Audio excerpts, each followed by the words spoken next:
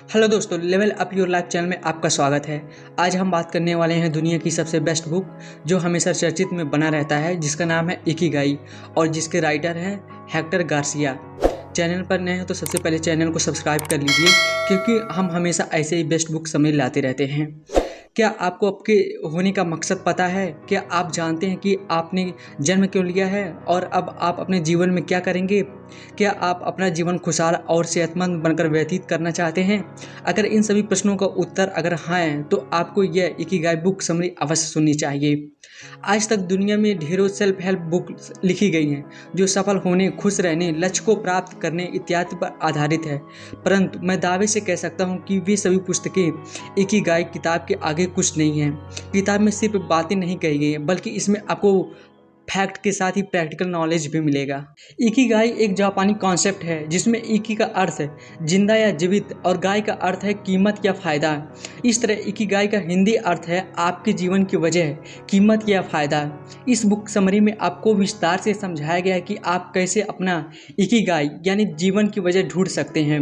अगर आप अपना इकिगाई ढूंढना चाहते हैं तो आपको सबसे पहले खुद से ये 4 प्रश्न पूछने होंगे। आप किस चीज़ से प्यार करते हैं? आप किस कार्य में बेहतरीन हैं? दुनिया को किस चीज़ की ज़रूरत है? आपको किस काम के लिए लोग रुपए देंगे? ये आसान से प्रश्न लग सकते हैं, परंतु इनका उत्तर देना इतना भी आसान नहीं है। इसके लिए आपको आत्मनिरीक्षण करना होगा। यह बुक समरी आपको आत्मनिरीक्षण करना सिखाती है और एक लंबे, सफल और खुशहाल जीवन जीने की राह दिखाती है। इस बुक को कई चैप्टर में एक्सप्लेन किया गया है। Chapter number 1 Ikigai. किताब के पहले अध्याय में मनुष्य के होने की वजह खोजने के लिए प्रेरित किया जाता है। जापानी लोगों का मानना है कि हम सबकी एक इकिगाई होती है, यानी जीने की वजह होती है, बस ज़्यादातर लोग उसे ढूंढ नहीं पाते। जो लोग इसे ढूंढ लेते हैं वे अपना जीवन सफल, खुशहाल और स्वस्थ बिताते हैं। किताब में जापान में एक द्वीप का जिक्र है जिसे ओकिनावा के नाम से भी जाना जाता है। यहाँ दुनिया के सबसे ज़्यादा शतायु यानी 100 साल के ऊपर जीने वाले लोग होते हैं। इन लोगों का कहना है कि हमारा इकिगाई एक वजह है जिसकी वजह से हम सुबह उठते हैं। किताब में 80% रूल की भी बात की गई है। जापान में ऐसा मानना है कि आपको भरपेट भोजन नहीं करना चाहिए, सिर्फ 80% तक ही खाना खाएं। ऐसा करने से हमारा दिल और दिमाग तंदुरुस्त रहेगा। चलिए इसको मैं आपको संक्षेप में समझाता हूँ। नंबर 1 मिशन यानी लक्ष्य। अगर आप अपने जीवन में अपने लक्ष्य को खोजना चाहते हैं तो आपको खुद से 2 प्रश्न पूछना चाहिए। आपको क्या करने से प्यार है? दुनिया को किस चीज़ की ज़रूरत है? नंबर 2 ओकेशन यानी पेशा। आपको जीवन में कौन सी नौकरी या पेशा करने की ज़रूरत है? इसे जानने के लिए आप खुद से 2 प्रश्न पूछकर उत्तर खुद ब खुद देकर समझ सकते हैं। दुनिया को किस चीज़ की ज़रूरत है? आपको लोग किस कार्य के लिए पैसा दे सकते हैं? नंबर 3 प्रोफेशन यानी व्यवसाय। आप जीवन में कौन सा व्यवसाय करें ताकि आप सफल हो? यह जानने के लिए भी 2 प्रश्न हैं। आपको लोग किस कार्य के लिए पैसा दे सकते हैं? आप किस कार्य में कुशल या बेहतरीन हैं? नंबर 4 पैशन यानी जुनून। अगर आप अपने जीवन में पैशन यानी जुनून की तलाश कर रहे हैं तो आप से ये 2 प्रश्न खुद से पूछें। आप किस कार्य में कुशल या बेहतरीन हैं? आप क्या करने से प्यार करते हैं? चैप्टर 2 बुढ़ापा रोधी रहस्य। इकिगाई बुक का अगला अध्याय मनुष्य की लंबी आयु, मानसिक स्वास्थ्य, तनाव से जुड़े विषयों पर बात की गई है। पुस्तक में बताया गया है कि अगर हम टेक्नोलॉजी और अपने शरीर के बारे में ज्ञान को बढ़ाते हैं तो हमारी आयु खुद ब खुद बढ़ जाएगी। लेखक ने बताया कि कई ऐसे वैज्ञानिक हैं जो उम्र बढ़ने को रोक सकते हैं, परंतु कई वैज्ञानिकों का यह भी मानना है कि हम भले कितने ही एडवांस क्यों ना हो जाए, हम कभी उम्र बढ़ना रोक नहीं सकते। किताब में आगे कहा गया है कि मनुष्य को कम से कम चिंता करनी चाहिए। चिंता करने की वजह से हमारे शरीर और दिमाग पर बहुत बुरे असर दिखने लगते हैं। आपके पास जीवन में जो कुछ भी है उसका आनंद लेना सीख लेना चाहिए। हम हर पल कोई भी कार्य करने से घबराते हैं कि अगर कुछ गलत हो गया तो, पर चिंता करने से हम भविष्य के परिणाम को नहीं बदल सकते, इसलिए चिंता नहीं करना चाहिए। जापान के वे लोग जो 100 साल से ज़्यादा की उम्र के हैं और वो खुशहाल ज़िंदगी व्यतीत कर रहे हैं, वे सलाह देते हैं कि हम सभी को सुबह जल्दी उठना चाहिए। इसके साथ ही हमें स्वस्थ भोजन का सेवन करना चाहिए। हमें यह सुनिश्चित करना चाहिए कि हम रोज़ ज़्यादा से ज़्यादा अपने शरीर को गतिशील रखें। चैप्टर 3 लोगोथेरेपी से लेकर इकिगाई तक। इकिगाई बुक समरी में अब बात करते हैं अगले अध्याय की, जिसमें लंबा जीवन जीने और अपने जीवन के उद्देश्य को कैसे खोजें के बारे में बताया गया है।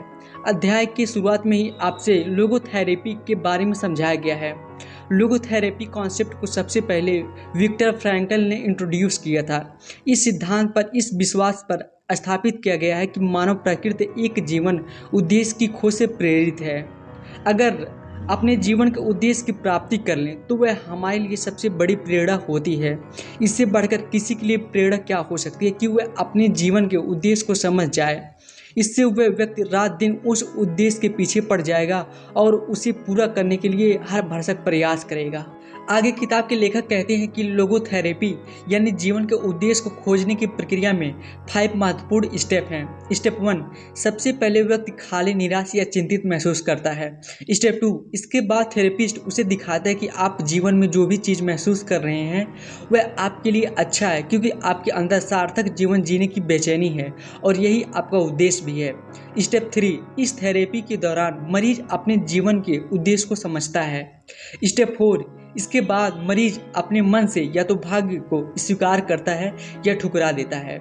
स्टेप 5, जब व्यक्ति अपने इस नए जुनून को खोज लेता है तो उसके जीवन से सारी दुख परेशानियां चली जाती है। इसके बाद इस अध्याय में मोरिटा थेरेपी के बारे में भी समझाया गया। इस थेरेपी की कुछ मुख्य बातें हैं। आप जो भी महसूस करते हैं उसे स्वीकार करें और दबाएं नहीं।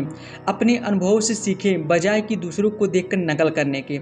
अपने जीवन के उद्देश्य को खोजें और सोचें कि उस उद्देश्य की प्राप्ति के लिए आप क्या कर रहे हैं और क्या करना चाहिए। अंत में लेखक कहते हैं कि अगर आप अपना इकिगाई खोजना चाहते हैं तो लोगोथेरेपी और मोरिटा थेरेपी की मदद से ऐसा कर सकते हैं। इससे आपको आपके जीवन का उद्देश्य मिलता है और आप उस पर अपना ध्यान केंद्रित कर पाते हैं। चैप्टर 4, आप जो भी कुछ करते हैं उसमें प्रवाह खोजें। इस अध्याय की शुरुआत में लेखक कहते हैं कि जब हम अपने जीवन में वह कार्य करते हैं जिन्हें करते समय हम एंजॉय करते हैं और हमें खुशी होती है तो समय का पता ही नहीं चलता। जैसे किसी पसंदीदा या रोचक किताब को पढ़ते हुए या रोचक फिल्म देखते हुए हमें यह एहसास ही नहीं होता कि समय कैसे बीत गया। तो वहीं इसका उल्टा, अगर हमें वे चीज़ें करने के लिए कही जाए जिनमें हम रुचि नहीं रखते तो हर सेकंड बहुत भारी लगता है। क्या आप जानते हैं कि इन सभी चीज़ों पर अगर आप गौर करते हैं तो आप अपना इकिगाई ढूंढ सकते हैं। आप उन सभी एक्टिविटीज़ पर गौर करें जिन्हें करते समय आप सब कुछ भूल जाते हैं। आप उन कामों पर गौर करिए जिन्हें करते समय आप दुनिया से अलग हो जाते हैं और उस काम को करने में आपको बहुत ज़्यादा खुशी मिलती है। आप कब खुश होते हैं, इन सभी चीज़ों पर गौर करके और खुद को उत्तर देकर हम अपना इकिगाई ढूंढ सकते हैं। लेखक कहते हैं कि आप जिस भी कार्य को करते हुए उसमें पूरी तरह से डूब जाते हो उसे ही फ्लो कहते हैं। जीवन में सुखद अनुभव करने और अपने जीवन का इकिगाई ढूंढने के लिए हमें ज़्यादा समय उन्हीं कार्यों पर खर्चा करना चाहिए, परंतु इसे नेगेटिव सेंस में नहीं लेना चाहिए, यानी कि जैसे शराब पीना, बेफिजूल का खर्च, ज़्यादा चॉकलेट खाना इत्यादि। किताब में आगे उन स्ट्रेटजी के बारे में बताया गया है जिनकी मदद से आप अपने महत्वपूर्ण कार्यों में अपना ध्यान भटकने से खुद को रोक सकते हैं। फर्स्ट, एक मुश्किल काम चुनें लेकिन ज़्यादा मुश्किल नहीं। सेकंड, स्पष्ट ठोस उद्देश्य रखें। थर्ड, किसी एक कार्य पर ध्यान लगाएं। चैप्टर 5, दीर्घायु के स्वामी। इकिगाई बुक के अगले अध्याय मास्टर ऑफ लॉन्गिविटी में लेखक ने जापान में रह रहे उन लोगों से लंबे जीवन का राज पूछा है जिन्होंने 100 साल अपने पूरे कर लिए हैं। लंबा जीवन जीने के ऊपर सबके अलग अलग विचार हैं। चलिए जानते हैं कि आप इतना लंबा जीवन कैसे जी सके। इन प्रश्न पर सभी ने क्या कहा उसके बारे में जानते हैं। मिसाओ ओकावा 117 साल। इनका कहना है कि सिर्फ खाओ और सोओ, आपको आराम करने की कला आनी चाहिए। मैरिया कैपोविला 116 साल। मैं नहीं जानती कि एक लंबे जीवन का राज क्या है, बस मैं इतना कहूँगी कि मैंने जीवन में कभी भी मांस नहीं खाया। वाल्टर ब्र्यूनिंग 114 साल। आपको अपना दिमाग और शरीर दोनों हमेशा व्यस्त रहना चाहिए। मैं दिन में 2 बार भोजन करता था और मैं तब तक काम करता रहा जब तक कि मैं कर सकता था।